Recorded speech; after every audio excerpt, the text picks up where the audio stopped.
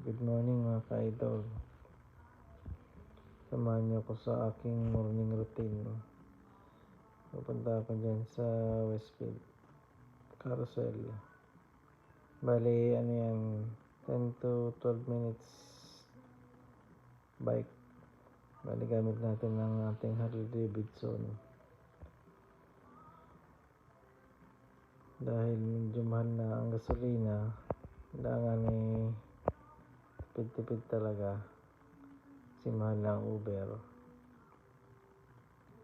At least yan, kapag exercise ka na, nakatipid ka pa.